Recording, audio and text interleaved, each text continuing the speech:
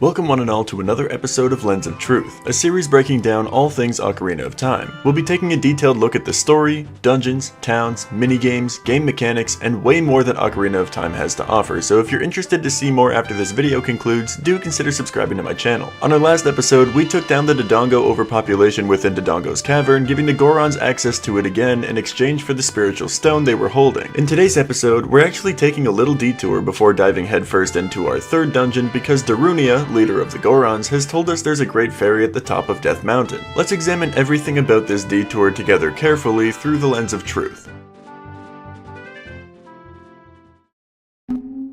So yeah, we finished our second dungeon and immediately were told to seek out this great fairy. No reason for it really, but hey, we've gotten a lot of good work done so far on this adventure, and maybe paying a visit to the great fairy could serve as our much needed break from our quest to keep the realm safe. Now that we have our very own bomb bag coming out of Dodongo's cavern, we have our own bombs that we can use to get rid of these rocks blocking us from getting to the top of the mountain. Aside from these rocks blocking our path, there are a couple other places on this mountainside that bombs can be used to blast open, like this little chest room. Don't make the same mistake I always make here though. This little chest gives you 50 rupees one time, and if your wallet is full when you collect these rupees, you won't benefit at all from collecting them. This literally happens to me every single time I play through this game. Do not be like me. Moving to the top of Death Mountain, we find the reason that the one guard told us to bring a better shield along our journey up the mountain. Walking this path to the top, we start getting these rocks and boulders thrown at us from the top of the volcano, and we can only escape these rocks and boulders by crouching underneath our gigantic metal shield. Past this rock segment is a cliff face that we can climb up after shooting all of these skulltulas off the wall of course, and then we reach the top of the mountain. As one might have expected by now, at the top of this mountain we find Epona Gaebora just chillin'. He tells us there is indeed a great fairy in the fountain hidden behind this wall of rock, and that if we should need any help on our way down the mountain, he'd be willing to offer it to us. So of course, we blow up the wall and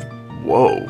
This place looks amazing, and the music in here is so mystical. Approaching the center of this fountain, we find a new royal family symbol and play Zelda's lullaby while standing on it. Out from the water of the fountain comes the Great Fairy, who introduces herself as the Great Fairy of Power. We don't get a chance to say anything to her before she offers us a free upgrade to our arsenal in the way of a new sword technique. She starts casting her magic as light glows all around us, our health is completely restored, and she begins to explain the power she's bestowed upon us. We now have the spin attack, baby. By holding B or by just spinning the joystick around, we're able to perform this attack dealing damage in a complete circle around us. By charging this attack with the B button, we can charge up much more power behind our swing, but by rotating the stick, we can do a regular strength spin attack much more quickly. The only other caveat to this ability is that the charged version will be costing magic power. That's right, we now have a brand new magic meter underneath our health gauge. So far, the only thing we have that will be using our magic is our spin attack, but that might not be the case for very long. As soon as she's done explaining this to us, she asks if we're a messenger of the royal family. Not the first time we'd be able to get away with using that title. The reason she's asking is because there's another great fairy living in a fountain right close to Hyrule Castle, and she urges us to give them a visit as well. Sure thing, fairy lady. Upon leaving the great fairy fountain, we take up Epona Gaebora on the ride that they offered, treating ourselves to a really nice cutscene. I'm not really sure why this one sticks out to me over any others in this game, I just really like this one. Once we've reached the foot of the mountain, we are once again in Kakariko Village, but in a place that we've never been. We've been dropped off on top of Lady Impa's old house, which is convenient if you know about this little secret over here. Dropping off the backside of this house, we can land on a little outcropping wooden platform in order to enter a tiny hole in this wall. Conveniently, this hole leads us straight into the cage we saw a couple episodes ago inside of this house, giving us a free piece of a heart, putting us at 3 out of 4 total now, as well as a new cow friend to hang out with. All the way back to Hyrule Castle, we need to look around for this fairy fountain. Conveniently though, right near the gate to the castle, we can spot this little bombable rock. Of course, inside this hole is another great fairy fountain. The Great Fairy of Magic then bestows upon us a powerful spell known as Din's Fire. With this spell, we have but a small amount of the goddess Din's power, which we can use to summon a huge dome of fire around us. This is both useful for dealing damage as well as lighting things on fire, so it's a welcome addition to our arsenal. This great fairy though didn't actually give us any direction in where to go like the last one did, so we're actually kind of on our own from here. Well, that would be the case if not for Saria's song that allows us to speak to Saria anytime we wish. In calling for her with this song, Saria reminds us that there's only one more spiritual stone for us to chase down, called the Spiritual Stone of Water, held by the King of the Zoras. And by looking at our world map, that's definitely the next place we're meant to go. But before we do, there is one more glowing spot on this map we haven't taken a look at yet, and I feel like this detour episode is probably the best time to do so.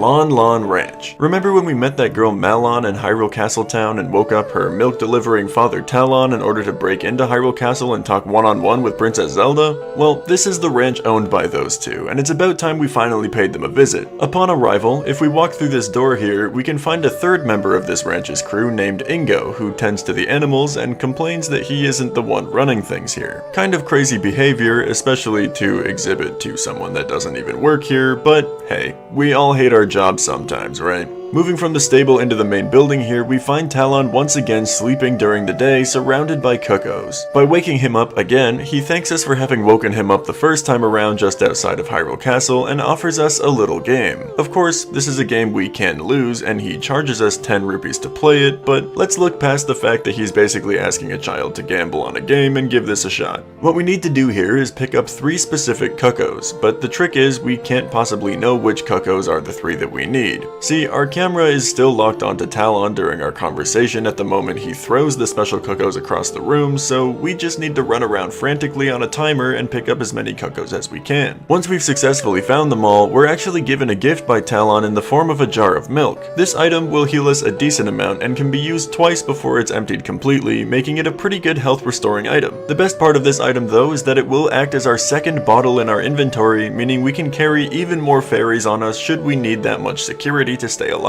Moving on towards the main attraction of this ranch, we have the horse pen. Many horses, small and tall, are minding their own business in this lush grass of the ranch, but among them we find Malon once again. She asks how we enjoyed our time at the castle and whether or not we were able to speak with the princess before promptly introducing us to her friend and her favorite horse, Epona. Immediately, Epona runs away from us, clearly not used to familiarizing with outsiders. If we keep talking to Malon, she'll tell us that the song she's singing was composed by her mother and offers us to sing along with her. In taking up her offer, in maybe a way that she didn't expect, we show her that we're equipped with an ocarina and she teaches us how to play it. Once we do, Epona comes back and is immediately more fond of us than she used to be. Clearly, she knows and loves this song that Malon's always singing. With nothing else left to explore around this ranch, we walk into the last door available to us, entering into this little tower at the far end of the property. Inside here, we have a place that I assume is primarily for milking these cows. We've got a couple of them in here, as well as a ton of boxes I can only assume are full of cow's milk ready to be delivered. A keen eye will reveal that there's a little space behind these boxes that we might be able to get into, and in shuffling all of them around, we find that we definitely can. Through this little tunnel, we can find our 4th piece of a heart, giving us an entire new heart container to work with on the rest of our adventure. Having so much reward just for exploring in random places is a huge reason that I've loved this game as much as I have my entire life. Even returning in subsequent playthroughs can reveal things you've probably never found or seen before, and it keeps things fresh and interesting every time you do. Finally, with our lengthy detour out of the way, we can head up to Zora's River in order to hopefully speak with the King Zora about getting our hands on their spiritual stone of water. But that next piece of our quest will have to wait for the next episode of Lens of Truth. If you liked this video and would like to see more, do consider subscribing to my channel as I post videos just like this one every single Friday. If you'd like to see last week's episode or the entire playlist of episodes I've released so far, those will be on screen now. As for this week, that's my time. My name is Myloe, and I'm out.